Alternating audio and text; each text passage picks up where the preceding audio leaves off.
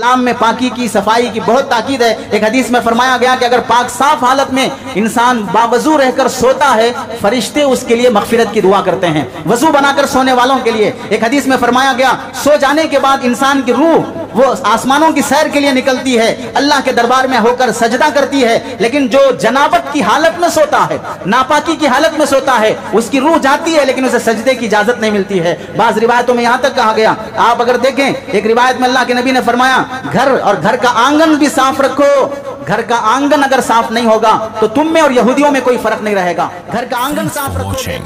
Don't forget to like, comment, share and subscribe. الحمدللہ نحمده ونستعینه ونستغفره ونؤمن به ونتوکل علیہ ونعوذ باللہ من شرور انفسنا ومن سیئات اعمالنا من يهده الله فلا مضل له ومن يضلله فلا هادي له ونشهد أن لا إله إلا الله ونشهد أن محمدا عبده ورسوله أما بعد فقد قال الله تبارك وتعالى في القرآن المجيد والفرقان الحميد أعوذ بالله من الشيطان الرجيم بسم الله الرحمن الرحيم إن الله يحب التوابين ويحب المتطهرين وقال النبي صلى الله عليه وسلم إن الله يحب أن يرى أثر نعمته على عبده أو كما قال النبي صلى الله عليه وسلم اللهم صل على سيدنا محمد وعلى آل سيدنا محمد وبارك وسلم اللهم صل على سيدنا محمد وعلى آل سيدنا محمد وبارك وسلم اللهم صل على سيدنا محمد وعلى آل سيدنا محمد وبارك وسلم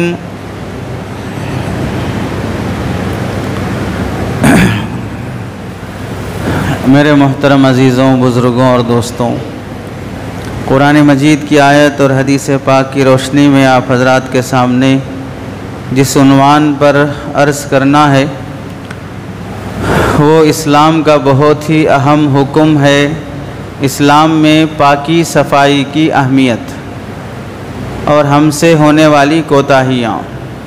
یہ عنوان اصلاح معاشرہ کا بہت ہی اہم عنوان ہے جسے لوگ اصلاح معاشرہ کا حصہ نہیں سمجھتے ہیں۔ ہماری سوسائٹی اور سماج ایک اچھی سوسائٹی اور ایک اچھا سماج بننے کے لیے جن بنیادی باتوں کی ضرورت ہے اس کے بغیر وہ سوسائٹی ایک اچھے انسانوں کی سوسائٹی نہیں بن سکتی۔ اس میں سے اسلام کا اہم حکم ہے کہ ایک مسلمان کو کس قدر پاک صاف رہنے کا اہتمام کرنا چاہیے، پاکی صفائی میں غفلت برتنا کس قدر نقصان دہ ہے۔ قرآن مجید کی پہلی آیت جس میں اللہ تعالیٰ ارشاد فرماتے ہیں یا ایھا المدثر قم فانذر وربک فکبر وثیابک فطہر۔ یا ایھا المدثر، اللہ تعالیٰ دوسری وحی، پہلی وحی نبی بنانے کے لیے اللہ کے نبی پر قرآن کی جو آیتیں نازل ہوئیں، سورہ علق کی 5 آیتیں سب سے پہلے غار میں اللہ کے نبی پر نازل ہوئیں تو آپ علیہ السلام وہاں سے نبی بنے۔ تو پہلی وحی میں اللہ تعالیٰ نے اس امت کو پڑھنے کا لکھنے کا حکم دیا۔ اس کے چند مہینے یا چند سال کے بعد جب دوسری وحی نازل ہوئی تو اللہ تعالیٰ نے اس دوسری وحی میں جو حکم دیا کیا فرمایا، یا ایھا المدثر، اے کملی والے، کمبل اوڑھنے والے، قم فانذر، کھڑے ہو جاؤ اور لوگوں کو ڈراؤ عذاب سے، آخرت کے، دوزخ کے، جہنم کے، وربک فکبر، اور اپنے رب کی بڑائی بیان کرو، وثیابک فطہر، اور اپنے کپڑوں کو پاک صاف رکھو۔ یہ حکم سرکار دو عالم صلی اللہ علیہ وسلم کو دیا جا رہا ہے جس کے پسینے سے بھی خوشبو آتی ہے، جس کے لعاب میں بھی اللہ نے شفا رکھا ہے، جس کے ہاتھوں میں اللہ تعالیٰ نے دنیا کے خزانے رکھے ہیں، ان کو حکم دیا جا رہا ہے کہ اپنے کپڑوں کو پاک صاف رکھو. تو در حقیقت یہ نبی کریم صلی اللہ علیہ وسلم کے واسطے سے پوری امت کو حکم ہے کہ اپنے کپڑے پاک صاف رکھو. اور یہ وحی نازل ہو رہی ہے قرآن کی آیتوں میں سے سیکنڈ نمبر پر جب اللہ نے پیغام بھیجا، میسیج بھیجا. علماء نے لکھا ہے کہ اللہ کے نبی علیہ السلام پر پوری زندگی میں 20 سے 24 ہزار مرتبہ حضرت جبرائیل علیہ السلام وحی لے کر آئے. اللہ کے نبی کے پاس 20 سے 24 ہزار مرتبہ وحی لے کر آئے. ان میں سے سیکنڈ نمبر پر جو اللہ حکم نازل کر رہے ہیں وہ ہے اپنے کپڑوں کو پاک صاف رکھو. تو آپ بتائیے کتنا اہم حکم ہے کہ اللہ تعالیٰ ابتداء اسلام میں یہ حکم دے رہے ہیں. ابھی مکے میں نہ نماز فرض، نہ روزہ فرض، نہ زکوٰۃ فرض، کوئی آیت حکم احکام والی نازل نہیں ہوئی. اللہ تعالیٰ یہ آیت نازل فرما رہے ہیں اپنے کپڑوں کو پاک صاف رکھا کرو. ہم سمجھتے ہیں کپڑے پاک صاف رہنا نماز پڑھنے کے لیے ہے. نماز پڑھنے کے لیے تو ضروری ہے، نماز کے علاوہ تمام حالات میں انسان اپنے کپڑوں کو پاک صاف رکھنا بھی ضروری ہے. دوسری آیت میں اللہ تعالیٰ فرماتے ہیں ان اللہ یحب التوابین ویحب المتطہرین. اللہ تعالیٰ گناہ کرنے کے بعد توبہ کرنے والوں کو بہت پسند کرتے ہیں، اور اللہ تعالیٰ پاک صاف رہنے والوں کو بہت پسند کرتے ہیں. اب آپ بتائیے دل کا پاک ہونا بھی اہم ہے، نگاہوں کا پاک ہونا بھی اہم ہے، زبان کا پاک ہونا بھی اہم ہے، کانوں کا دل دماغ کا پاک ہونا بھی اہم ہے، کپڑوں کا جسمانی ظاہری پاکی کا بھی اہم حکم ہے. تو اللہ فرماتے ہیں کہ جو پاک صاف رہتے ہیں اللہ اس سے بہت محبت فرماتے ہیں. یہ اسلام کے اندر کتنی تاکیدی بات ہے. صبر کرنے والوں سے اللہ محبت کرتے ہیں، شکر کرنے والوں سے محبت کرتے ہیں، جہاد میں جانے والوں سے محبت کرتے ہیں، تہجد گزاروں سے محبت کرتے ہیں، متقی لوگوں سے محبت کرتے ہیں. ایسے ہی صاف اور پاک رہنے والوں سے بھی اللہ محبت کرتے ہیں. تیسری آیت میں اللہ تعالیٰ فرماتے ہیں فیہ رجال یحبون ان یتطہروا واللہ یحب المطہرین. یہ آیت نازل ہوئی، حضرت انس رضی اللہ تعالیٰ عنہ راوی ہیں، فرماتے ہیں کہ اللہ کے نبی مکہ مکرمہ سے مدینہ ہجرت کر کے تشریف لائے. مدینہ میں داخل ہونے سے پہلے قباء کے علاقے میں آپ نے 1 ہفتے کے آس پاس قیام کیا. تو وہاں اللہ کے نبی علیہ السلام قباء والوں کے بارے میں اللہ تعالیٰ نے آیت نازل فرمائی فیہ رجال. یہ قباء کا ایریا، اس میں جو رہنے والے لوگ ہیں، مرد ہیں، مسلمان لوگ، یہ ایسے لوگ ہیں کہ اللہ تعالیٰ یحبون ان یتطہروا، یہ پاک صاف رہنے کو بہت پسند کرتے ہیں. قباء کے ایریے میں رہنے والے مسلمان پاک صاف رہنے کو بہت پسند کرتے ہیں. اللہ تعالیٰ ان سے محبت کرتے ہیں، وہ پاکی کو پسند کرتے ہیں، اللہ ان کو پسند کرتے ہیں. یہ آیت نازل ہونے کے بعد اللہ کے نبی علیہ السلام نے قباء والوں کو بلایا اور پوچھا کہ آپ لوگوں کے پاکی صفائی کا نظام کیا ہے. تو وہ کہنے لگے اس زمانے میں استنجا کرنے کے لیے، یعنی آدمی واش روم گیا، چاہے چھوٹی ضرورت ہو یا بڑی ضرورت ہو، اس کے لیے گیا تو ڈھیلے وغیرہ سے آدمی صاف کر لیا کرتے تھے. قباء والے لوگ وہ تھے کہ ابھی اسلام کی تعلیمات آنے سے پہلے ہی یہ لوگ پانی کے ذریعے سے استنجا کرتے تھے. پیشاب ہو یا بڑی حاجت ہو پانی استعمال کرتے تھے. اور بعض روایات میں ہے کہ ڈھیلا بھی استعمال کرتے، پانی بھی استعمال کرتے تھے. اس پر اللہ نے آیت نازل فرمائی کہ یہ اچھی طرح پاک صاف رہنے کو پسند کرتے ہیں، اللہ ان سے محبت کرتے ہیں. اس زمانے میں ہم اپنے گھر کی ٹوائلٹ میں یا مسجد کے ٹوائلٹ میں ڈھیلا اینٹ کا ٹکڑا تو نہیں رکھ سکتے، اس سے گندگی پھیلے گی. پہلے زمانے میں اس طرح کے ٹوائلٹ بنے ہوئے نہیں تھے. کھیت کھلیان میں جا کر آدمی ضرورت پوری کرتے تھے تو وہاں ڈھیلا استعمال کرنے میں کوئی حرج نہیں ہے. لیکن واش روم جہاں پر ٹائلز کا بنا ہوا ہو وہاں اگر اینٹ کے ٹکڑے پڑے ہوئے ہوں گے تو جلدی گندا ہو جائے گا.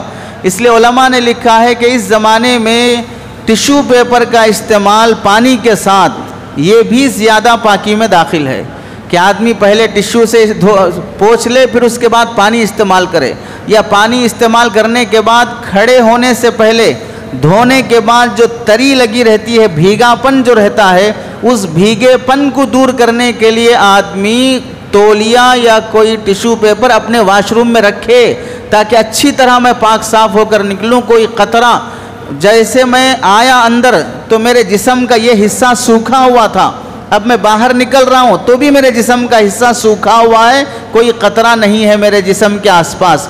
اس طرح اطمینان کے ساتھ نکل سکے، یہ بھی اس میں داخل ہے. تو آپ دیکھیے اللہ تعالیٰ اور اللہ کے نبی علیہ السلام کتنا ڈیپ میں جا کر انسان کو پاک صاف رہنے کا حکم دے. بھئی اس میں کیا ہے، یہ خطرہ دو خطرے سے کیا فرق پڑے گا؟ ایک خطرہ دو خطرے اگر چائے میں پڑ جائیں، ایک خطرہ دو خطرے اگر کافی میں پڑ جائیں تو پھر بولے وہیں پر یہ خطرہ دو خطرے سے کیا ہوگا؟ ناپاکی ناپاکی ہے، چاہے وہ چائے میں گرے چاہے وہ کپڑوں پہ گرے، گندگی گندگی ہے. اس لیے اللہ کے نبی نے حکم فرمایا کہ پاک صاف رہنے کا اہتمام کرو. اور ایک حدیث نبی کریم صلی اللہ علیہ وسلم ارشاد فرماتے ہیں لا يدخل الجنت من كان في قلبه مثقال ذرة من کبر، جس کے دل میں رائی کے دانے کے برابر بھی تکبر ہوگا وہ جنت میں داخل نہیں ہو سکتا.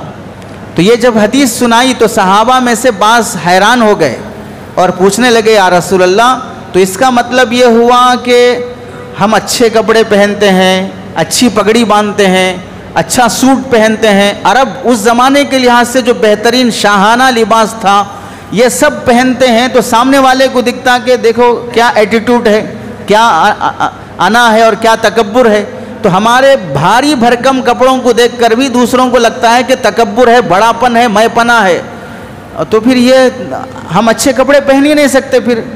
تو اللہ کے نبی علیہ السلام نے فرمایا حدیث کا مطلب وہ نہیں ہے.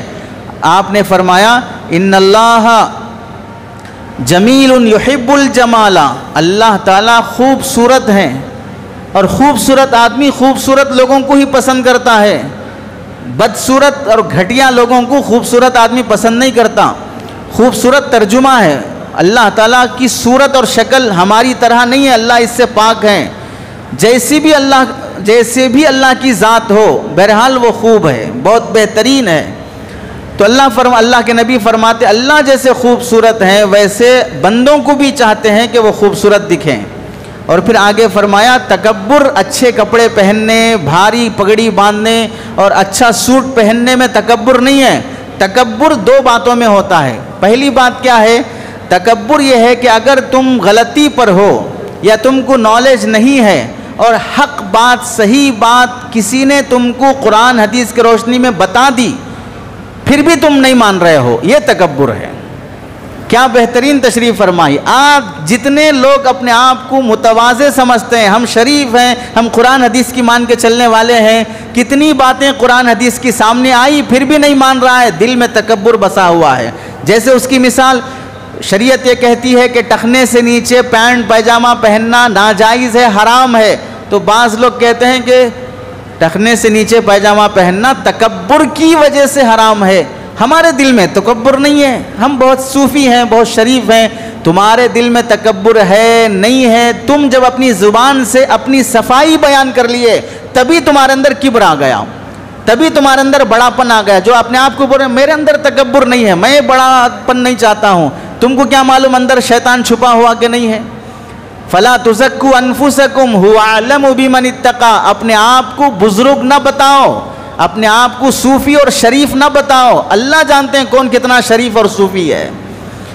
جب شریعت یہ کہتی ہے سرکار دو عالم صلی اللہ علیہ وسلم نے ٹخنے سے اوپر پینٹ پیجامہ پہنا، بس ختم، نبی کی سنت ہمیں اپنانا ہے. دل میں تکبر ہو نہ ہو اس سے ہمیں کوئی ضرورت نہیں ہے. یہ نہ اپنانا اور میں پنے پہ رہنا یہی تکبر کی علامت ہے. اور دوسرا ہے وغمت الناس، متکبر ہونے کی علامت یہ ہے، گویا کہ دوسری زبان میں جہنمی ہونے کی علامت یہ ہے کہ آدمی دوسرے لوگوں کو حقیر سمجھے، دوسرے لوگوں کی کوئی اہمیت نہیں ہے، انسلٹ کرے، بے عزت کرے، اگنور کرے، اس وجہ سے کہ کیا میرے سامنے اس کی کیا حیثیت ہے. تو دوسرے مسلمان کو حقیر سمجھنا یہ تکبر کی علامت ہے. مسلم شریف کی حدیث ہے. دوسری حدیث ہے ان اللہ یحب ان یرا اثر نعمتہ علی عبدہ، اللہ کے نبی فرماتے ہیں اللہ تعالیٰ جب کسی بندے کو مال دولت دیتے ہیں، پیسہ دیتے ہیں، تو پیسہ آنے کے بعد انسان اچھا کھاتا ہے، اچھا پہنتا بھی ہے۔ بہت کم لوگ ایسے ہوں گے جن کے پاس پیسہ ہے لیکن نہ اچھا کھاتے ہیں نہ اچھا پہنتے ہیں، ایسے لوگ بہت کم ہوں گے۔ اور کیوں ہوں گے؟ ان کے اندر کنجوسی، کنجوس، مکھی چوس جسے بولتے ہیں، ایسے لوگ رہتے ہیں جو اچھے پیسے رہنے کے بعد بھی نہ کپڑے صحیح پہنتے نہ کھانا صحیح کھاتے۔ کیا کرتے؟ بینک بیلنس، یہ ملگی، وہ گھر، وہ قبرستان، وہ زمین، وہ پراپرٹی، یہ سب بناتے رہتے تاکہ میں لوگوں کی نظر میں مالدار زمیندار دکھوں، لیکن کپڑوں سے، چہرے سے، کھانے سے پھٹیچر دکھتے ہیں۔ کبھی کسی دعوت میں گئے، ہوٹل میں گئے، دوسرے اگر پیسہ دے رہے ہیں تو خوب ٹکا کے کھائیں گے، شادیوں اور ولیموں کی دعوت میں خوب ٹکا کے کھائیں گے، اپنے پیسے سے خرچ کر کے نہیں کھائیں گے۔ ایسے کنجوسوں کی بات نہیں کی جا رہی ہے۔ بالعموم اللہ جسے پیسہ دیتے ہیں وہ کھاتا بھی اچھا ہے، پہنتا بھی اچھا ہے۔ تو اللہ کے نبی فرماتے ہیں جب اللہ کسی بندے کو نعمت دیتے ہیں مال دولت کی، تو اسے چاہیے کہ اس پیسے کا ایسا استعمال کرے کہ دکھے کہ یہ پیسے والا ہے۔ اللہ دیکھنا چاہتے ہیں کہ میں نے اسے دولت دیا ہے، اب کیسا پہنتا ہے، کیسا رہتا ہے، چال چلن کیسی ہے اس کی، یہ اللہ دیکھنا چاہتے ہیں۔ ایٹیٹیوڈ نہیں ہونا ہے، دوسروں کو گرانا نہیں ہے، اپنی جگہ اچھے رہنا ہے۔ مثال کے طور پر ایک آدمی ہے بہترین شیروانی پہنتا ہے، لیکن کسی غریب آدمی کے پھٹے پرانے کپڑے سے اسے گھن نہیں آتی ہے۔ بھئی وہ اس کی حالت ہے، یہ میری حالت ہے، دل اس کا اس کے متعلق صاف ہے۔ اگر کوئی پرانے کپڑے والا، سادے سیدھے کپڑے والا اس کے بازو سیٹ پر بیٹھ جاتا ہے تو اسے کوئی گرانی نہیں ہوتی ہے، ٹھیک ہے بھئی وہ بھی آدمی ہے، میں بھی آدمی ہوں، اسے بازو نہیں ہٹاتا ہے، تو مطلب یہ ہے کہ اس کا دل صاف ہے۔ تو اللہ کے نبی فرماتے ہیں پیسے جب اللہ کسی کو دیں تو چاہیے کہ وہ اپنے پیسوں کا اثر اپنے جسم پر دکھائے، اچھے کپڑے پہنے، اچھا کھانا کھائے، اچھی سواری رکھے۔ بالکل گھٹیا درجے کی سواری، سیلف بھی نہیں ہے اور اسے ہینڈل مارتے مارتے تھک جا رہا ہے اور اسٹینڈ بھی صحیح نہیں ہے اور چلتے چلتے رک جا رہی ہے، اچانک ٹریفک میں گر نہیں پڑ رہا ہے، ایسی گھٹیا سواری رکھنا نہیں چاہیے، بہترین سواری رکھنا چاہیے۔ علماء نے لکھا ہے اللہ تعالیٰ نے اللہ کے نبی کو معراج پر بلانے کے لیے حضرت جبرائیل کو بھیجا اور سواری کیسی بھیجی؟ براق بھیجی۔ ایک نظر میں اتنا فاسٹ جائے گا جہاں انسان کی نظر وہاں اس کا ایک قدم پڑتا تھا۔ تو سواری تیز رفتار ہونا چاہیے، سواری بہترین اور عمدہ ہونی چاہیے۔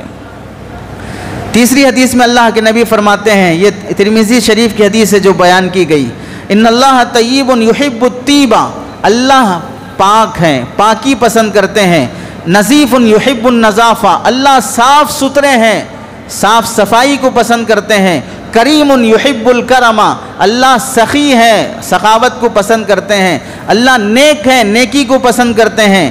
یہ مسند ابی اعلیٰ کی روایت ہے۔ اس میں کیا معلوم ہوا؟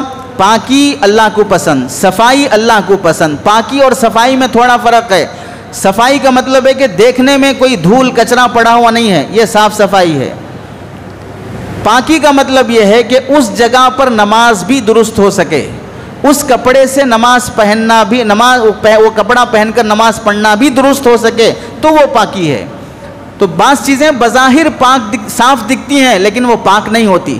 مثال کے طور پر ایک آدمی ابھی جس نارمل کپڑے میں آپ اور ہم بیٹھے ہیں جا کے پیشاب کر کے آیا تو اس کے جسم پر کوئی داغ دھبے بیٹھیں گے لیکن وضو ٹوٹ جائے گا، تو صاف تو دکھ رہا آدمی لیکن پاک نہیں ہے کیونکہ وضو ٹوٹ گیا ہے۔ ایسے ہی کسی آدمی کو نہانے کی ضرورت پڑ گئی، غسل کی ضرورت پڑ گئی، تو غسل کی ضرورت پڑنے سے انسان کے جسم پر پھوڑے پھنسیاں تو نہیں نکلتے ہیں کہ دیکھو اسے غسل کی حاجت ہو گئی۔ دکھنے میں انسان گندا نہیں دکھتا ہے لیکن اندر سے گندا ہو چکا ہوتا ہے، غسل فرض ہو چکا ہوتا ہے۔ تو پاکی الگ چیز ہے، صفائی الگ چیز ہے۔ اسلام میں پاکی کا بھی حکم ہے، صفائی کا بھی حکم ہے۔ اور ایک حدیث میں اللہ کے نبی فرماتے ہیں تنظفوا بکل ما استطعتم، جہاں تک ہو سکے پاک صاف رہنے کی کوشش کرو۔ فإن اللہ تعالی بنى الاسلام علی النظافہ، اللہ تعالیٰ نے اسلام کی بنیاد رکھی ہے پاکی صفائی پر۔ اور آگے فرمایا وَلَن يَدْخُلَ الْجَنَّةَ إِلَّا كُلُّ نَظِيفٍ، اور سنو جنت میں داخل نہیں ہوگا مگر وہی شخص جو پاک صاف رہتا ہے۔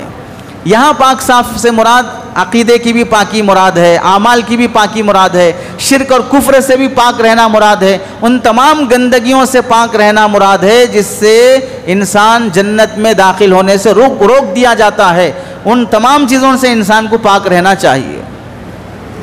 اسلام میں صفائی کی اہمیت کے پیش نظر کس قدر اسلام میں صفائی کی تاکید پیش کی گئی ہے، اسے آپ دوسرے مذاہب سے کمپیئر کریں تو سمجھ میں آئے گا کہ اسلام کتنا پاک صاف مذہب ہے اور دوسرے مذہبوں میں پاکی صفائی کا کیا عالم ہے۔ چنانچہ دیکھیں، اسلام سے پہلے، اسلام دنیا میں آنے سے پہلے پاکی صفائی کا عالم کیا تھا کہ اللہ کے نبی علیہ السلام جب دنیا میں تشریف نہیں لائے تھے، جو مذاہب دنیا میں پائے جاتے تھے ان کی کتابوں میں لکھا ہے، تاریخ اور ہسٹری کی کتابوں میں، وہ لوگ جو نبی سے پہلے دنیا میں رہتے تھے، بدن پر کپڑے پہننا، صاف ستھرے کپڑے پہننا ان کے نزدیک عیب تھا۔ کوئی آدمی اچھے کپڑے پہن لیتا تو اسے گھٹیا نظر سے دیکھتے تھے، ایسے کپڑے پہن رہے ہو، پھٹے پرانے کپڑے پہننا چاہیے۔ یہ بالکل تاریخ گواہ ہے، نبی کریم صلی اللہ علیہ وسلم نے جو فرمایا، بنی اسرائیل جہاں جہاں انگلی ڈالے گی یہ امت بھی وہاں انگلی ڈالے گی، جہاں جہاں بنی اسرائیل نے کھجایا ہے وہاں یہ امت بھی کھجائے گی۔ آج کیسے ٹی شرٹ، کیسے پینٹ پھٹے پرانے چندیاں ہو گئے رہتے، ویسے بھاری بھاری قیمت دے کر لوگ پہنتے ہیں، وہ ران دکھ رہی، گھٹنا دکھ رہا اور پیچھے کا حصہ دکھ رہا ہے، پورا ٹی شرٹ پھڑا ہوا ہے، پوری جینس پھٹی ہوئی ادھر ادھر سے، لیکن کیا بول رہے ہیں؟ فیشن ہے، 2020 کا فیشن، 2024 کا فیشن ہے۔ یعنی جو پھٹے پرانے کپڑے اب نہیں پہن سکتے بول کر پچھلے زمانے میں گھر کے لوگ غریبوں کو دے دیتے تھے، وہ غریب پہننے والے کپڑے اور شوروموں میں بک رہے ہیں اور اسے مالدار لوگ خرید کے پہن رہے ہیں۔ تو دور لوٹ کے آیا، زمانے جاہلیت میں پھٹے پرانے کپڑے پہننا جاتا، آج وہی دور لوٹ کر آیا اور وہ فیشن کے نام سے آیا، فیشن کے نام سے دور لوٹ کے آیا۔ اور پچھلے زمانے میں تعجب کی بات یہ لکھا ہے کتابوں میں، غسل کرنا ایک جرم تھا، کرائم تھا۔ چنانچہ آگے ہم بتائیں گے، بوسیدہ اور بدبودار کپڑے پہننا اس قوم کے، اس مذہب کے ماننے والوں کے لیے ضروری تھا، حتیٰ کہ جسم کے بغل کے بال، زیر ناف کے بال نکالنا جرم شمار کیا جاتا تھا، کوئی بال جسم کا صاف نہیں کیا جائے گا۔ زمانے جاہلیت میں حتیٰ کہ کپڑے پہن کر کعبۃ اللہ میں آنا بھی عیب تھا۔ مکے کے کافر کعبے کا طواف کرتے تھے لیکن کپڑے نکال کر ننگے طواف کرتے تھے۔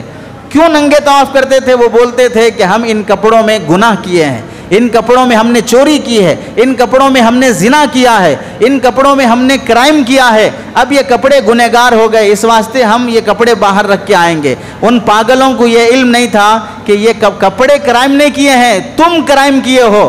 اب وہ کپڑوں کو باہر رکھ کے کرائم کرنے والا مجرم اندر آ رہا ہے۔ ارے اگر عقل ہے، سینس ہے، تو پھر اگر اس شخص نے زنا کیا ہے تو زنا کس سے ہوا؟ شرمگاہ سے ہوا، شرمگاہ کاٹ کے باہر رکھ کے پھر اندر آؤ طواف کرنے کے لیے۔ چوری کس سے کیا ہے؟ چوری ہاتھوں سے کیا ہے، ہاتھ کاٹ کے باہر رکھ کے آؤ پھر اندر آؤ طواف کرنے کے لیے۔ لیکن عقل مت ماری گئی ہے تو کپڑے باہر رکھ کر خود ننگے اندر آ کے کعبۃ اللہ کا طواف کر رہے ہیں۔ یہ حال تھا اللہ کے نبی دنیا میں آنے سے پہلے۔ حتیٰ کہ عیسائی مذہب کے بارے میں حضرت مفکر اسلام علی میاں ندوی رحمۃ اللہ علیہ لکھتے ہیں، ماذا خسر العالم بانحطاط المسلمین، صفحہ نمبر 151، کہ مسلمانوں کی سلطنت اور حکومت دنیا سے ختم ہونے سے دنیا کو کیا نقصان ہوا؟ مسلمانوں کا کیا نقصان ہوا وہ تو الگ ہے، لیکن مسلمانوں کا پاور نہیں ہونے سے دنیا کو کیا نقصان ہوا، وہ حضرت نے بہترین کتاب لکھی جسے پورے عالم عرب میں اس کا ڈنکا مچا۔ اس میں لکھتے ہیں، ایک عیسائی راہب ہے جس کا نام ایتھنس ہے، زندگی بھر اس نے کبھی اپنے پیر پانی سے نہیں دھویا، اور تھا وہ پورے عیسائیوں کا پوپ اور پادری جسے لوگ مانتے تھے، لیکن پیروں کو پانی سے نہیں دھوتا تھا۔ اور ایک راہب گزرا ہے، ابراہیم راہب، 50 سال تک اس نے نہ کبھی اپنا چہرہ دھویا نہ کبھی اپنے پیر دھوئے۔ اور ایک راہب عیسائی گزرا، اسکندریہ راہب، اس کے بارے میں لکھا ہے کہ یہ لوگوں کو حمام میں غسل کرنے کے لیے جاتے ہوئے دیکھتا، اتنا غصے میں آتا اور آگ بگولا ہو کر کہتا، کیسے بے حیا بے شرم لوگ ہیں، ہم اتنے سالوں سے اپنے چہرے پر پانی نہیں ڈالے، یہ لوگ پورے جسم پر پانی بہا رہے ہیں اور غسل کر رہے ہیں۔ देखिए किस पर ताज्जुब हो रहा है, नहाने पर ताज्जुब हो रहा है, और है ईसाइयों का पोप और पादरी। और आगे लिखा है किताब में कि यूरोप, अमेरिका, बरतानिया जो आजकल बहुत आगे और लोग उसके तलवे चाटने के लिए भागते हैं, वहाँ का ग्रीन सिटी चाहते हैं, वहाँ का ग्रीन कार्ड चाहते हैं, बहुत साफ सुथराई बज़ाहिर अंदर ऊपर से दिख रही है और अंदर का हाल अल्लाह बेहतर जानते हैं।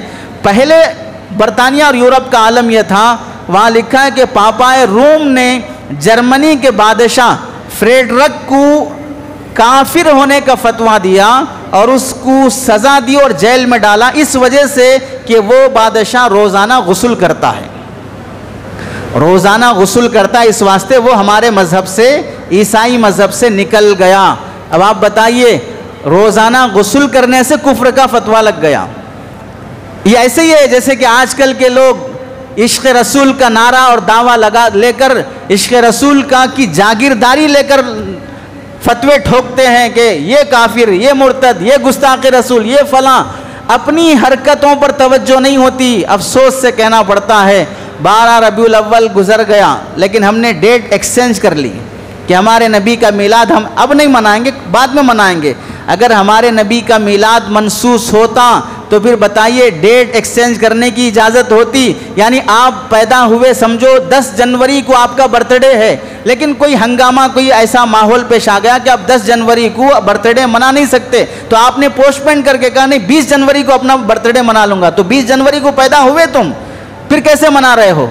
हमारे नबी के 12 रबीउल अव्वल की मनसूस हिकायत होती तो डेट चेंज करने की इजाज़त, मसलन आज जुमा है, जुमा के दिन जुमा की नमाज़ पढ़ना है, लेकिन कोई कह रहा है कि नहीं आज थोड़ा मन नहीं कर रहा है, हफ्ते के दिन जुमा की नमाज़ पढ़ लेंगे। जैसे ये पागल है वैसे यही पागलपना होगा कि नबी के पैदाइश के दिन को एक्सचेंज कर दिया जाए।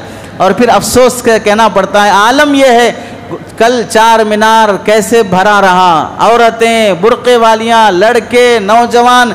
आप बताइए ये इस्लाम का तारुफ है, इससे गैर मुस्लिम हमसे मुतासिर होंगे।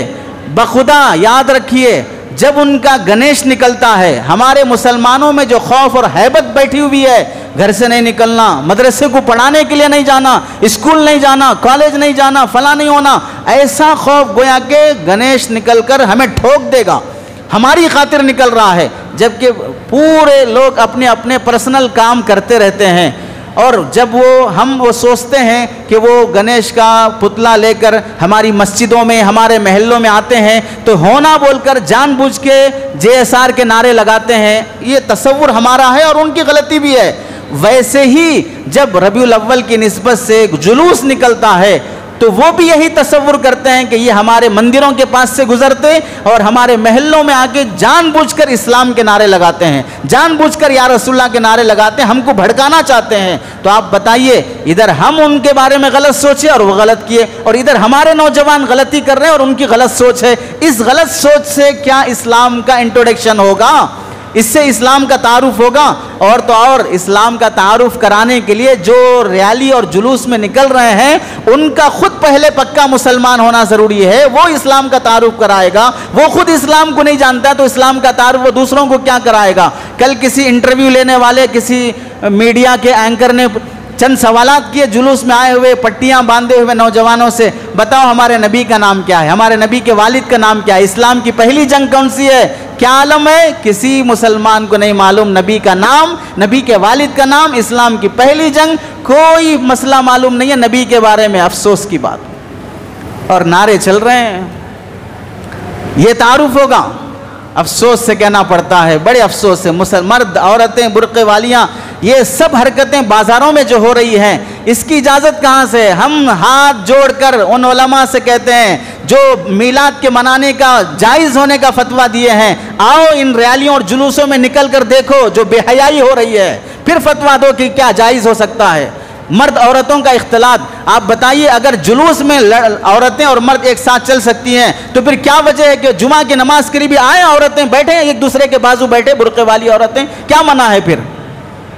बेहयाई बेहयाई है, चाहे वो मस्जिद में हो चाहे वो बाहर हो। کیوں منع ہے مسجد میں عورتوں کا آنا؟ کیوں منع ہے عورتوں کا مردوں کی صف میں کھڑا ہونا؟ اللہ کے نبی نے اپنے زمانے میں عورتوں کو کسی وجہ سے مسجد آنے کی اجازت دی تو بھی کہاں رکھا؟ سب سے پیچھے، اور فرمایا سلام پھرنے کے بعد عورتیں پہلے نکل جائیں، مرد بیٹھے رہیں، ان کے جانے کے بعد نکلیں۔ عورتوں سے کہا کہ بیچ راستے سے نہ چلیں، سائڈ سے چلیں، اتنا سائڈ سے چلیں کہ تمہاری چادر دیوار سے ٹکراتی تھی، اتنا سائڈ سے چلتے تھے۔ ہے وہ عورتوں میں آج وہ آیا؟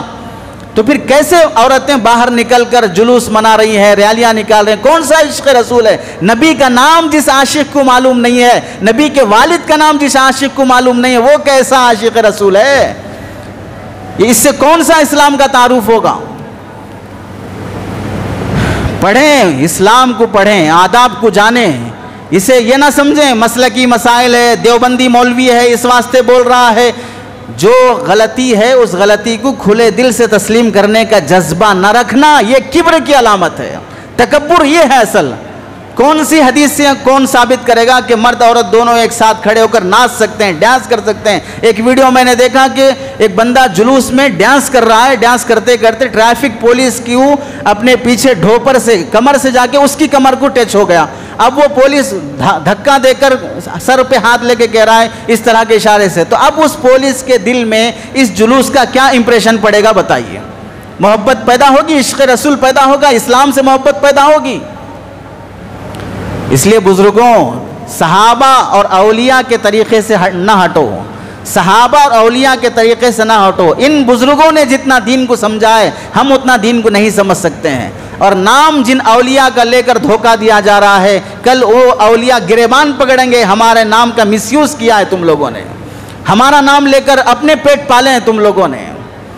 اسلام سے پہلے پاکی صفائی کے سلسلے میں عالم یہ تھا کہ کفر کا فتویٰ لگا دیا جاتا تھا غسل کرنے پر، اور ایک جگہ لکھا ہے پاپائے روم نے 1478 میں ایک عدالت قائم کیا، پاپائے روم نے مذہبی عدالت، اس میں مذہب کے خلاف اگر کوئی چلتا تو اس کو سزا دی جاتی۔ پہلی سزا جو اس عدالت میں دی گئی، کس کو دی گئی؟ 2000 لوگوں کو زندہ جلایا گیا اس عدالت کے فیصلے سے۔ کس وجہ سے؟ کہ یہ 2000 لوگ روزانہ غسل کرتے ہیں۔ بتائیے اسلام کہاں ہے اور عیسائی مذہب کہاں پر ہے؟ ہم نے پڑھا نہیں اسلام کو، تو اس واسطے جہاں وہ لوگ تھوکتے ہیں ہم وہاں پر سجدے کرنا چاہتے ہیں، جہاں وہ پیشاب کرتے ہیں ہم وہاں تکیہ ڈال کے سونا چاہتے ہیں، کیونکہ ان کی تہذیب، ان کا کلچر بہت معیاری ہے۔ اور وہ جو آج دکھ رہا ہے صاف ستھرا، وہ اسلام کی تعلیمات ہے جو ہم نے چھوڑا اور انہوں نے اپنایا، ہم نے ٹھکرایا اور انہوں نے اپنایا۔ یہ پاکی کے احکام اسلام کے احکام تھے جو مسلمان نے چھوڑا اور انہوں نے اپنایا ہے، اور ایسا داغ اور دھبا اسلام مسلمانوں پہ پڑا کہ مسلمان پاک صاف نہیں رہتا ہے، نہ اس کی ہوٹل پاک صاف رہتی، نہ اس کا گھر پاک صاف رہتا، نہ اس کے بچے پاک صاف رہتے، نہ ان کی مسجدیں پاک صاف رہتی۔ اللہ اکبر، مسجدیں اگر پاک صاف نہ ہوں تو پھر بتائیے کون سا مسلمان پاک صاف؟ اللہ کا گھر پاک نہیں ہے، صاف نہیں ہے، دھول پڑی ہوئی ہے، بال پڑے ہوئے ہیں، کچرا پڑا ہوا ہے۔ اللہ کے گھر کی ٹوائلٹ پان پراگ، گٹکا، سگریٹ، بیڑی، تمباکو سب سے مسجدوں کی دیواریں بھری ہوئی ہیں، تو پھر بتائیے اس قوم کی گندگی کا عالم کیا ہوگا؟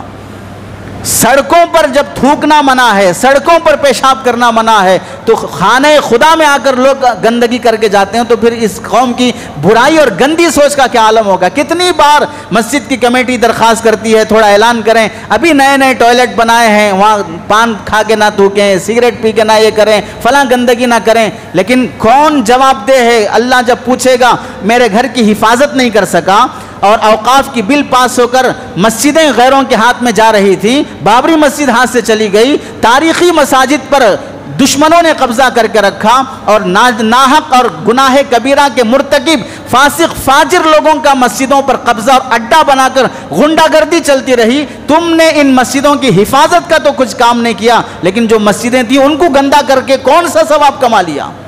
کس امید پر تم آج جنت میں جانا چاہتے ہو؟ یہ سوال اللہ کر لیں تو کیا جواب ہوگا؟ اس لیے پاکی صفائی کا اہتمام۔ 2000 لوگوں کو زندہ جلایا گیا اس بنیاد پر کہ وہ روزانہ غسل کرتے ہیں، اور تعجب کی بات سنیے، اسی عدالت میں 70,000 لوگوں کو عمر قید کی سزا ملی اس واسطے کہ وہ روزانہ ہاتھ منہ دھوتے ہیں۔ یہ ہے پاکی صفائی کا عالم برطانیہ اور یورپ کا۔ برطانیہ کا عالم یہ تھا کہ برطانیہ کے پادری جب باہر نکلتے تھے اپنے چرچ سے تو ان کی قبا پر، ان کے کرتوں پر جوئیں اتنی رہتی تھی کہ بازو چلنے والے پر بھی وہ جوئیں پڑتی تھی، اتنی گندگی رہتی تھی۔ اور اندلس میں جب مسلمانوں کی حکومت ختم ہوئی، وہاں کے عیسائی لوگ جب بادشاہ بنے تو اس میں سے ایک بادشاہ جس کا نام تھا فلپ دوم، اس نے پورے اسپین کے حمام خانے، باتھ روموں کو تالا لگا دیا کہ کوئی یہاں کا نیشنل، کوئی بھی یہاں کا رہنے والا غسل نہیں کرے گا۔ غسل کرنا ہمارے مذہب میں کرائم ہے، جرم ہے۔ یہ تھا اسلام سے پہلے کا عالم، حتیٰ کہ اس نے اپنے زمانے کے، اس بادشاہ نے، فلپ دوم نے اپنے زمانے کے علاقے کے گورنر، اشیبلا کے گورنر کو معزول کر دیا، نکال دیا، اس واسطے کہ وہ بادشاہ، وہ گورنر روزانہ ہاتھ منہ دھوتا ہے، وہ بادشاہ بننے کے قابل نہیں ہے۔ یہ سوچ تھی پاکی صفائی کے بارے میں عیسائیوں کی۔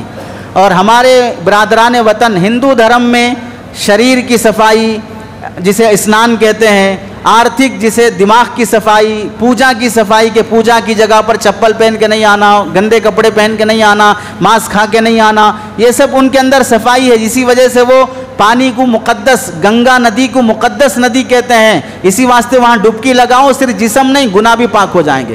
ادھر مرڈر کرو، چوری کرو، فلاں کرو، اس ندی میں ڈبکی لگاؤ، سب پاک ہو جائیں گے، اتنا مقدس وہ سمجھتے ہیں۔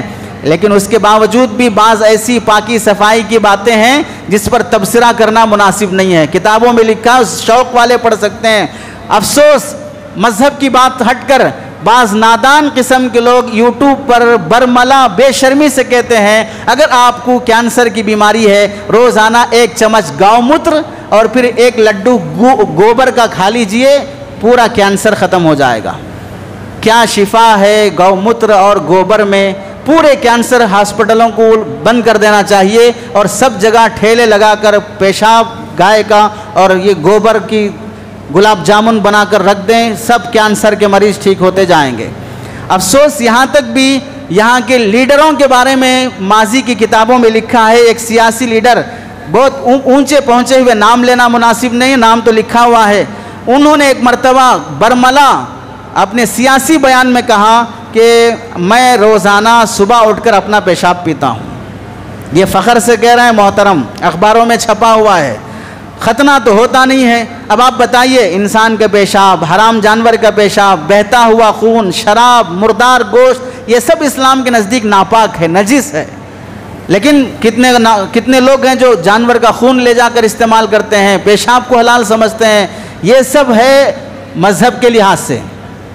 اب آپ آ جائیں ہمارے سکھ بھائیوں میں، سر مونڈا اور زیر ناف کے بال نکالنے سے وہ سکھ برادری سے نکل جاتا ہے، مذہب سے نکل جاتا ہے۔ ختنہ کرانا جرم ہے۔ اسلام میں پاکی صفائی کے حکم میں یہ بھی داخل ہے کہ بچے کا ختنہ کرایا جائے، اس کے بغیر پاکی صفائی حاصل نہیں ہوتی۔ پیشاب سے مکمل صفائی بغیر ختنے کے حاصل نہیں ہوتی ہے۔ اسی کو اللہ تعالیٰ نے قرآن مجید میں فرمایا کہ اسلام سے ہٹ کر جتنے مذاہب ہیں، والذین کفروا، جو لوگ کفر کیے، یتمتعون، وہ لوگ ایسے فائدہ اٹھاتے ہیں، مزے کرتے ہیں، وَيَأْكُلُونَ كَمَا تَأْكُلُ الْأَنْعَامُ، جانور جیسے کھاتے ہیں ویسے ان کا کھانا پینا ہوتا ہے۔ وَالنَّارُ مَثْوًى لَهُمْ، اور جہنم کی آگ ان کا ٹھکانہ ہے۔ یہ اسلام کے علاوہ دیگر مذاہب کا تھا پاک صفائی کا۔ علامہ اقبال نے اسی کے متعلق کہا تھا، تو نے دیکھا نہیں مغرب کا تہذیبی نظام، تو نے دیکھا نہیں مغرب کا تہذیبی نظام، چہرہ روشن اندروں چنگیز سے تاریک تر۔ چہرہ اچھا دکھتا ہے لیکن اندر چنگیز خان جو ظالم حکمران گزرا اس سے بھی گھٹیا رہتا ہے۔ کفر کی گندگی، شراب حلال، مردار حلال، ہم جنس پرستی، کتا بلی خنزیر۔ اب آپ دیکھیے، آپ نے ملکوں کے بارے میں نہیں سنا، وہ کتا بھی کھاتے، مگرمچھ بھی کھاتے، چھپکلی بھی کھاتے، فلاں بھی کھاتے۔ یہ سب چیزیں ناپاک ہونے کی دلیل ہے کہ وہ قوم ناپاک ہے، تب یہ گھٹیا چیزیں کھا رہی ہے۔ اب آئیے اسلام میں جو کیا تعلیمات دی گئی پاک صاف رہنے سے متعلق۔ اسلام میں سب سے اہم حکم ہے نماز۔ اسلام میں نماز کے لیے کیا ضروری ہے؟ وضو ضروری ہے۔ کپڑے پاک ہو، بدن پاک ہو، جگہ پاک ہو، وضو کرے، قبلہ رو ہو، یہ سب پاک ہو پاک ہو پاک ہو. کیوں کیا کہا جا رہا ہے؟ پاکی صفائی مقدم ہے. وضو کرنے کا حکم دیا گیا. وضو میں پھر وضو کو نازک بنایا گیا. کتنا نازک ہے؟ ٹیک لگا کے سوئے، وضو ٹوٹ گیا. ہوا خارج ہوئی، وضو ٹوٹ گیا. بے ہوشی ہوئی، وضو ٹوٹ گیا. خون پیپ نکل گیا، وضو ٹوٹ گیا. کچھ بھی ہوا وضو ٹوٹ جائے گا. کہ پاکی بہت نازک چیز ہے. اسلام میں حکم دیا گیا وضو میں 3 بار کلی، غرغرہ کرنا، ناک اچھی طرح صاف کرنا، مسواک کر کے دانت لگڑنا، یہ سب پاکی کے احکام ہیں. اسلام میں نماز کے خاطر حکم دیا گیا کہ اگر جسم ناپاک ہو جائے، غسل جنابت کی ضرورت پیش آئے، تاکیدی حکم ہے جنابت کا غسل کرو. بیت الخلا جاؤ، چپل پہن کے جاؤ، ننگے پیر بیت الخلا نہ جاؤ.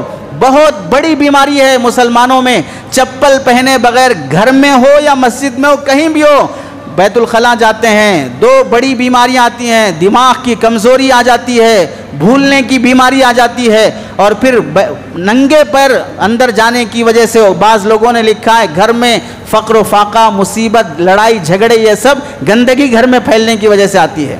ننگے سر جانے سے منع کیا گیا بیت الخلا میں. پیشاب کے چھینٹوں سے بچنے کی تاکید کی گئی. کھڑے ہو کر پیشاب نہ کرو. کھڑے ہو کر پیشاب کرنا یہودیوں کی عادت ہے، عیسائیوں کی عادت ہے، ہنود کی عادت ہے، نبی کی سخت مخالفت ہے.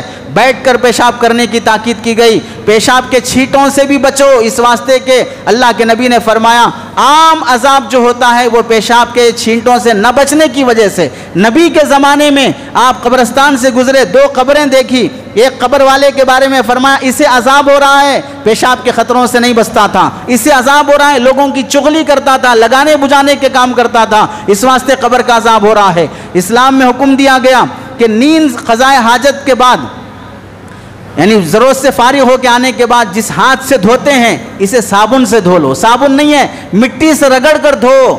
جب تک دھوئے ہوئے ہاتھ میں بدبو رہے گی یہ ہاتھ پاک نہیں ہوگا. وضو بنا کر اگر نماز کو بھی آ جاؤ گے تو تم پاک نہیں شمار ہوگے. اتنا گندگی دور کرنے کا حکم دیا گیا.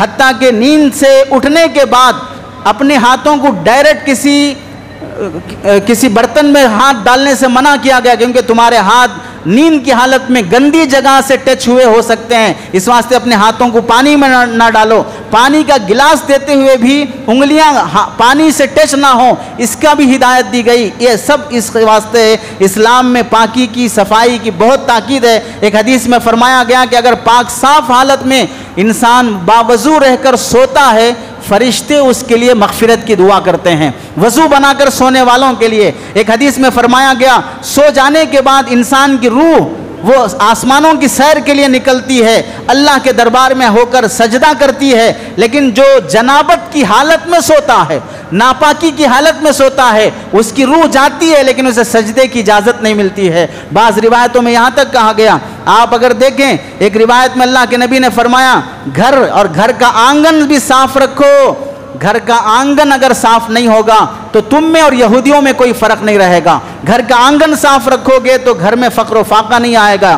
یہاں تک فرمایا گیا کہ وضو بنا کر اگر مسجد آتے ہو، پاک صاف رہ کر اگر مسجد آتے ہو تو جب تک بیٹھے رہو گے تمہیں نماز کا ثواب لکھا جاتا رہے گا. وضو بنانے کا اہتمام کرو گے. کل قیامت کے دن حضرت آدم سے لے کر قیامت کے کل حشر کے میدان میں پیدا ہونے حضرت آدم سے لے کر قیامت کے آخری دن تک تمام انسان جمع ہوں گے. اللہ کے نبی ہماری امت، نبی کی امت کو پہچانیں گے کس واسطے؟ وضو کے اعضاء ان کے چمکتے ہوں گے، چہرہ چمکدار ہوگا، ہاتھیں چمکتی ہوں گی وضو کرنے کی وجہ سے. 5 ٹائم نماز ہے، 5 ٹائم وضو ہے. 5 ٹائم انسان چہرہ دھوئے، 5 ٹائم ہاتھ دھوئے، کلی کرے، ناک صاف کرے تو منہ کی بدبو دور ہوگی، ناک کی گندگی دور ہوگی. کتنا پاکی کا! حتیٰ کہ وضو میں اللہ کے نبی نے جو ترتیب رکھی ہے، گردن کا مسح، وضو کا سائنس پر کتاب لکھی علماء نے. وضو میں کتنا سائنس ہے، کتنی بیماریوں سے انسان کو شفا ملتی ہے. اس میں سے ایک بات سمجھ لیں، گردن کے مسح کا فائدہ یہ ہے، امریکہ کے سائنسدانوں نے لکھا ہے کہ عام طور سے جو لوگ پاگل، دیوانے اور بھولنے کی بیماری جن کو پیدا ہوتی ہے، اگر گردن کے مسح کا اہتمام ہوگا، وہاں پر بھیگا لگتا رہے گا تو پھر وہ آدمی پاگل، دیوانہ اور بھولنے کی بیماری والا نہیں ہوتا ہے. بعض ہاسپٹلوں میں ان کا علاج اسی سے کرایا جاتا ہے کہ ہر تھوڑی تھوڑی دیر کو گردن بھگائی جاتی رہے. کتنی حکمت ہے جو ہم بڑی آسانی کے ساتھ. ایک امریکی سائنسدان نے دیکھا کہ 2 مسلمان نوجوان پیشاب کیے, پیشاب کرنے کے بعد ان کے مذہب میں دھونا پوچھنا کچھ بھی نہیں ہے, پیشاب کیے جھٹک کے نکل گئے. 2 مسلمان پیشاب کرنے کے بعد مٹی کا ڈھیلا لے کر اپنے شرمگاہ سے ٹچ کر کے پھر پھینک رہے ہیں. اس سائنسدان نے کہا تمہیں کس نے بتایا ہے, یہ تو ہمارے مذہب کا حصہ ہے. تو کہنے لگا اللہ اکبر, تمہارا مذہب یہ بھی تعلیم دیتا ہے. ہم نے بہت ریسرچ کیا کہ انسان کی شرمگاہ کینسر سے کیسے بچے. کینسر سے بچنے کا واحد راستہ ہے کہ وہ پاک صاف رہے, وہ پاک صاف رہے. پانی استعمال کرو, ڈھیلا استعمال کرو. اتنی سائنس ہے اسلام کی تعلیمات کے اندر, مگر مسلمان پاک صاف رہنے کے مسئلے میں اتنا کوتاہی کرتا ہے. کتنے مسلمان ہیں جن کی جسم سے خوشبو آتی ہے, جمعہ کے دن عطر لگا کے آتے ہیں. بعض تو ایسے بھی ہیں, علماء نے لکھا, حضرت تھانوی رحمۃ اللہ علیہ نے لکھا ہے, ایک عیسائی مسلمان ہوا, چند مہینوں کے بعد وضو خانے میں وضو بنانے کے لیے آیا تو وہاں پر گندگی جمع ہوئی تھی, ناک کی رینٹ جمع ہوئی تھی. تو وہ عیسائی جھاڑو لے کر وہ گندگی صاف کرنے لگا. ایک بازو خاندانی مسلمان تھا, اس نے دیکھ کر کہا تو عیسائیت سے مسلمان تو ہو گیا ہے لیکن تیرے دماغ سے بھی عیسائیت نہیں گئی ہے. کیوں بول رہا ہے؟ ابھی پاکی صفائی کے پیچھے پڑا ہوا ہے, یہ سب چھوڑا وضو بنا آگے. کیا معلوم ہوا کہ پاکی کا حاصل کرنا, گندگی دور کرنا گویا کہ عیسائیت کا دماغ ہے. کتنا خناس بھرا ہوا ہے پاکی صفائی کے بارے میں. وضو خانے دیکھ لیں کیسے رہتے ہیں, بیت الخلا دیکھ لیں کیسے رہتے ہیں, گھروں کے بیت الخلا دیکھ لیں کیسے رہتے ہیں.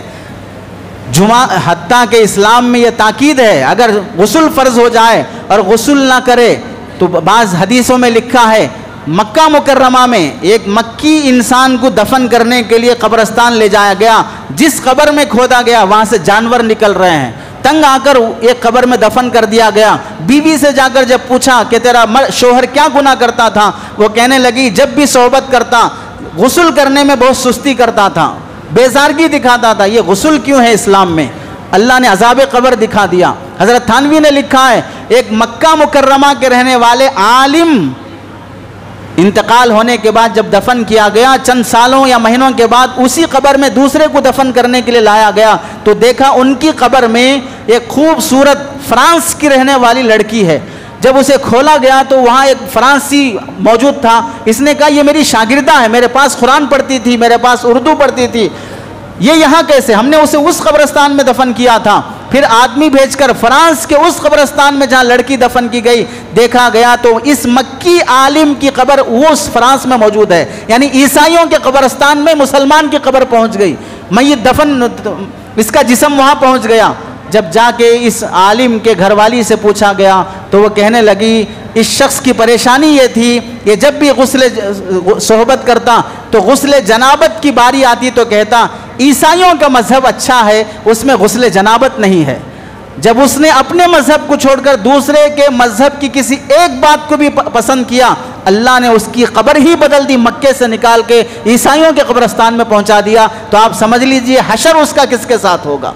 اس لیے گندگی سے پاکی حاصل کرنے کی بہت تاکید ہے. آج ہمارے نوجوانوں کا حال ہے. حضرت پیر صاحب دامت برکاتہم لکھتے ہیں کہ ایک BA پاس لڑکی شادی سے پہلے ماں لے کے آئی کہ اسے چند قرآن کی آیتیں پڑھا دیں, چونکہ سسرال والے پوچھیں گے بچی قرآن کیا پڑھی ہے. تو جب قرآن پڑھایا جانے لگا تو چند ہفتوں کے بعد پوچھی یہ پیریڈز آنے کے بعد غسل کا کیا طریقہ ہوتا ہے. معلمہ نے پوچھا تم بالغ ہو کے کتنے سال ہوئے؟ 5 سال ہو گئے. 5 سال سے تمہیں غسل کیسا کرنا نہیں معلوم؟ تو وہ کہتی تھی مجھے کچھ نہیں معلوم ہے, میں صرف پانی اونڈیل لیتی تھی اور کلمہ پڑھ لیتی تھی بس. آپ بتائیے 5 سال سے غسل کا طریقہ نہیں معلوم کہ 3 فرض غسل میں ہوتے ہیں, کلی کرنا, ناک میں پانی لینا اور پورے جسم پر اچھی طرح پانی بہانا, اور BA پاس ہے لیکن پاکی کے احکام کا علم نہیں ہے. کتنے نوجوان ہیں دعوت تبلیغ کے ساتھی نماز کے لیے بلانے جاتے ہیں تو کہہ دیتے ہیں ہم پیشاب پاک نہیں ہے. پیشاب کب پاک ہوتا ہے؟ پیشاب کو فلٹر کرو گے تو کیا بسلری واٹر بنے گا؟ پیشاب کب پاک ہوتا ہے؟ کیوں بولتے پیشاب پاک نہیں ہے؟ پیشاب کبھی پاک نہیں ہوتا ہے, وہ ہمیشہ ناپاک ہی رہے گا.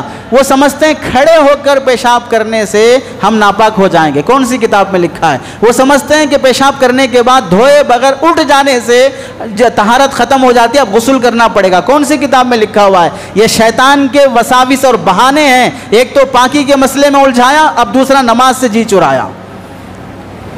اسلام میں غسل فرض ہونے کے احکامات میں سے ہے ہی نہیں کہ اگر دھوئے بغیر اٹھ جاؤ گے تو جسم ناپاک ہو جائے گا، جتنی جگہ گندگی اتنا ہی ناپاک رہے گا، غسل فرض یا واجب نہیں ہوگا۔ پاکی کے مسائل کے سلسلے میں اسلام کا بہت وسیع مفہوم ہے۔ پاک صاف رہنے کا فائدہ کیا ہوگا؟ اسلام میں دیکھیے روزانہ کی صفائی کا حکم الگ ہے، روزانہ وضو ہے، کلی ہے، مسواک ہے، ناک صاف کرنا ہے۔ ہفتہ واری پاکی کا حکم الگ ہے، جمعہ کو آؤ غسل کرو، خوشبو لگاؤ، اچھے کپڑے پہنو۔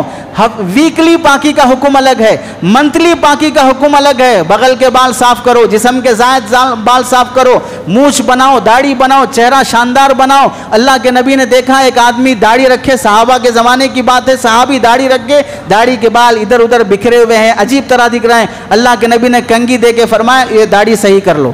صحیح کرنے کے بعد فرمایا کہ دیکھو پہلا وہ چہرہ اب یہ چہرہ، دونوں میں کون سا اچھا دکھ رہا ہے، اسمارٹ کون سا چہرہ دکھ رہا ہے؟ تو اللہ کے نبی نے داڑھی کا جہاں حکم دیا اسے ڈھنگ سے رکھنے کا بھی حکم دیا ہے۔ بال پر نبی علیہ السلام روزانہ تیل لگاتے، داڑھی میں کنگھی کرتے، اچھے دکھو، اچھا لک ہونا چاہیے دیکھنے کے بعد۔ لیکن ہم اچھے دکھتے کب ہیں؟ صرف جمعہ میں، اسی عید برات میں۔ نارمل دنوں میں تو بیوی بھی نفرت کرے گی، ایسی حالت رہتی ہے۔ اللہ کے نبی علیہ السلام نے گھر میں آتے ہی مسواک، سب سے پہلا کام مسواک، بیوی سے بات کرنا پڑتا ہے، منہ کی بدبو سے بیوی کو تکلیف نہ ہو۔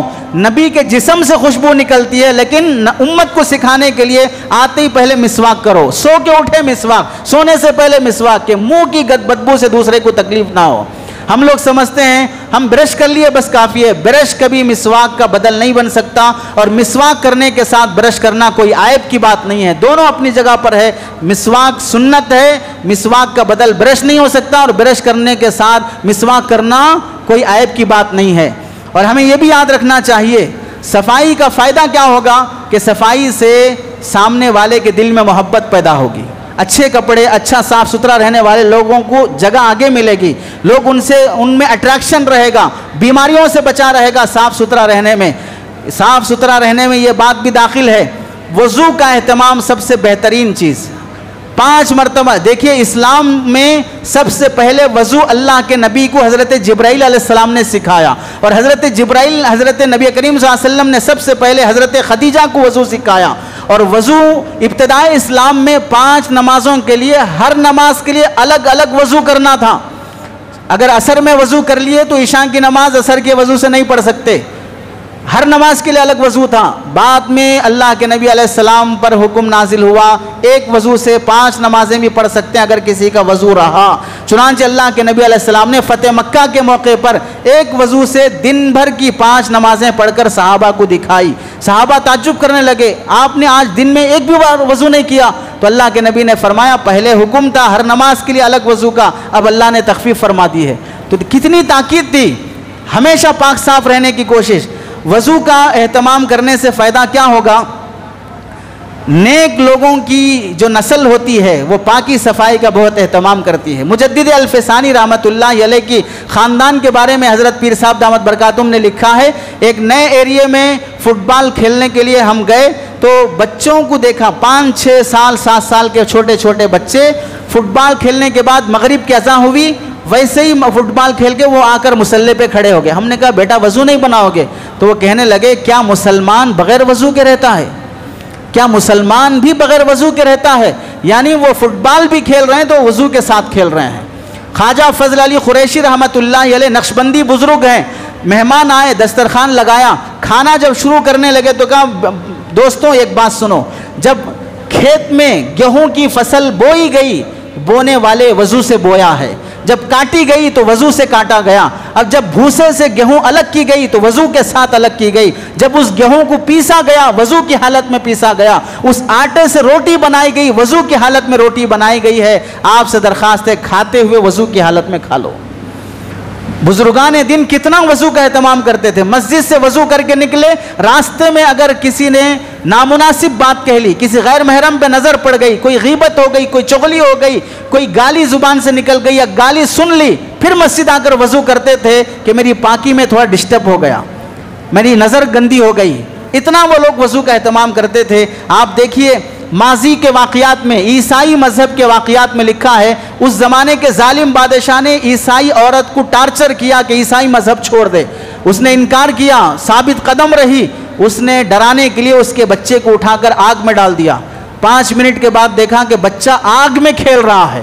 تعجب سے حیران ہو کر لوگ پریشان ہو گئے اور اس بچے کو بھی نکالا، عورت سے بھی معافی مانگی، پوچھا بچہ آگ میں نہیں جلا، تیری کون سی نیکی کام آ گئی؟ وہ عورت کہنے لگی میرے پاس 4 کام میں اہتمام کرتی ہوں۔ نمبر 1، جب بھی وضو ٹوٹ جاتا ہے وضو کا اہتمام کرتی ہوں۔ نمبر 2، وضو کرنے کے بعد 2 رکعت نماز پڑھتی ہوں۔ نمبر 3، کوئی مصیبت میں ہوتا ہے تو مدد کرنے کی کوشش کرتی ہوں۔ نمبر 4، لوگ مجھے ستاتے ہیں تو میں صبر کر لیتی ہوں، بدلہ نہیں لیتی ہوں۔ یہ خوبیاں ہمارے اندر ہیں۔ وضو ٹوٹ جائے تو وضو کر لے، وضو کے بعد 2 رکعت نماز پڑھ لے، تکلیف دینے والوں کو معاف کر دیا جائے۔ وضو کے بارے میں اللہ کے نبی نے فرمایا الوضو سلاح المؤمن، وضو مومن کا ہتھیار ہے۔ ایک حدیث میں فرمایا اللہ کے نبی نے مسجد میں سورہ روم کی تلاوت فرمائی، نماز میں بھول گئے، یاد نہیں آیا۔ نماز کے بعد اللہ کے نبی صحابہ کی طرف متوجہ ہو کے فرمایا انما لبس علینا الشیطان والقراءۃ من اجل اقوام یاتون الصلاۃ بغیر وضوء فاذا اتیتم الصلاۃ فاحسنوا الوضوء۔ آج میں نماز میں آیت پڑھتے ہوئے جو ڈسٹرب ہو گیا اس کی وجہ یہ ہے کہ تم لوگ وضو صحیح نہیں بناتے ہو، تمہارا وضو صحیح نہیں بنانے کی وجہ سے مجھے نماز میں خلل ہو رہا ہے، وضو اچھی طرح بنایا کرو۔ اب یہاں سے سمجھیں، بعض نادان وہ بھی ہیں، امام صاحب سجدہ سہو کر لیے، امام صاحب نماز میں بھول جا کے کھڑے ہو گئے، امام صاحب نماز لوٹا لو بول دیے، اس واسطے امام صاحب کو نکال دو، فلاں کر دو۔ نادان کہیں گے امام صاحب کی یہ ساری پریشانیاں تیرے وضو کی وجہ سے ہے۔ پیچھے کھڑے ہونے والی قوم پاک صاف نہیں رہتی ہے۔ کتنے مسلمان بھائی ہیں وضو کے فرائض کا علم نہیں ہے۔ چہرہ دھونا ہے، کان کی اس لو تک پانی بہنا ہے، سوکھا رہ گیا، بعد میں پانی لے کے پوچھ لیا، یہ دھونا نہیں ہوا، یہ مسح ہوا۔ وضو کا حکم جہاں دیا گیا جن اعضاء کے لیے دھونا شرط ہے وہاں دھونا ضروری ہے، وہاں مسا کام نہیں چلے گا۔ ان دونوں کانوں کی لو تک پانی پہنچنا ضروری ہے، بھیگا ہاتھ پھرانا کافی نہیں ہوگا۔ کتنے لوگ ہیں جن کی تھوڑی وضو کرنے کے بعد سوکھی رہتی ہے، کوہنیاں سوکھے رہتے ہیں، ٹخنے کے پیچھے کا حصہ سوکھا رہتا ہے۔ اس واسطے وضو کرنے میں مکمل پاکی صفائی کا اہتمام، اس کا نظام رکھنا۔ وضو میں جو ہم سے کوتاہیاں ہوتی ہیں، انگوٹھی پہنا ہے اس کے نیچے پانی پہنچانا ضروری ہے۔ اگر کوئی عورت لپسٹک لگائی ہے، جلد والی ہے، وضو نہیں ہوگا۔ لپسٹک کی حالت میں وضو کرنے میں احتیاط برتے۔ اگر کوئی مہندی لگایا، جلد والی پرت والی مہندی، داڑھی کو کسی جگہ پر بھی لگایا، اس سے غسل نہیں ہوگا، پاکی حاصل نہیں ہوگی، چاہے ساری زندگی نماز پڑھتا رہے۔ لمبے ناخن رکھتے ہیں لوگ، اس میں اگر کچرا میل کچھ بھی جمع ہو گیا، اس میں پانی نہیں پہنچ سکا، وضو نہیں ہوگا، چاہے کتنی بھی نمازیں پڑھ لے۔ اور کتنے لوگ ایسے ہیں وضو کے درمیان باتیں شروع کر دیتے ہیں۔ حدیث میں آتا ہے جب وضو بنانے بندہ بیٹھتا ہے تو اللہ کی رحمت کی چادر ڈھانک لیتی ہے، اور جب باتیں شروع کر دیتا ہے تو اللہ کی رحمت کی چادر ہٹ جاتی ہے۔ وضو کی دعائیں لوگوں کو یاد نہیں ہوتی ہے، کان مکمل چہرے تک نہیں دھویا جاتا، خلال داڑھی کا خلال کرنے میں احتیاط نہیں برتی جاتی ہے۔ مسواک کے 70 فائدے ہیں، جن میں سے آخری فائدہ ہے موت پر کلمہ نصیب ہوگا، لیکن کتنے مسلمان ہیں؟ 10% مسلمان بھی نہیں ہوں گے جن کے پاس مسواک ہوگی، نہ جیب میں نہ گھر میں۔ بتائیے جس قوم کا نبی کوئی نماز مسواک کے بغیر نہیں پڑھتا تھا، صبح اٹھتے ہی مسواک، شام ہوئی مسواک، کسی سے بات کیے مسواک، گھر گئے مسواک، اتنا اہتمام جس نبی نے کیا، یہاں تک کہ فرمایا اللہ کے نبی نے اتنا مسواک کا حکم کیا، ڈر لگتا تھا کہ کہیں مسواک واجب نہ ہو جائے امت پر۔ لیکن یہ امت کا حال یہ ہے کہ برش بھاری رہے گا، ٹوتھ پیسٹ بھاری رہے گا، لیکن 10 روپے کا مسواک خریدنے کی توفیق اس قوم کو نہیں ملے گی۔ موت پر کلمے کی کیا تلقین ہوگی، کیا موت پر کلمہ نصیب ہوگا؟ اس واسطے مسواک کا اہتمام۔ اللہ کے نبی نے فرمایا الصلاۃ مفتاح الجنہ، نماز جنت کی کنجی ہے، اور نماز کی کنجی وضو ہے، اس واسطے وضو اہتمام سے کرنے کی کوشش کریں۔ پاکی صفائی کا اہتمام، اس واسطے قطرے ٹپکنے کی شکایت، استنجا گئے، استنجا جانے کے بعد شریعت میں استنجا کے ساتھ استبرا بھی ہے، یعنی مکمل طریقے سے خطرے نکل گئے یہ اطمینان کر لینے کے بعد ہی اٹھو۔ اگر ڈاؤٹ ہے 10 بار وہیں اٹھ بیٹھ کرو، چل پھر کرو، کھنکارو، کھانسو، تاکہ اندر کے پیشاب کے خطرے نکل جائے۔ بیماری ہے علاج کراؤ۔ لوہے اور تانبے کے نل سے بھی خطرے ٹپکتے ہیں، تو گوشت والے انسان کے نل سے ٹپکیں تو کیا مصیبت ہے، وہ تو بیماری ہوگی، لیکن اپنی ذمہ داری سے علاج کرانا اور مکمل صفائی کی کوشش کرنا یہ بھی ہماری ذمہ داری. اس واسطے شریعت میں استبراء کا بھی حکم دیا گیا کہ مکمل صفائی کا اہتمام. بیت الخلاء میں خطرے ایسے چپل نہ رکھیں جس میں اسپنج ہو، جذب کرنے والے ہوں، پھر وہ خطروں میں اگر چپل میں پیشاب گر جائے گا پھر پیر ہمیشہ گندے رہیں گے، وہی گندگی گھر پر پہنچے گی. اس کے لیے آسان طریقہ یہ رہتا ہے کہ مساجد میں درس مسائل اپنے علماء سے پوچھنا، ایک سیشن ایسا رکھنا کہ ہم پاکی صفائی کے مسائل معلوم کریں. اللہ سے دعا ہے کہ اللہ تعالی ہمیں عمل کی توفیق نصیب فرمائے. آمین. وآخر دعوانا الحمدللہ رب العالمین.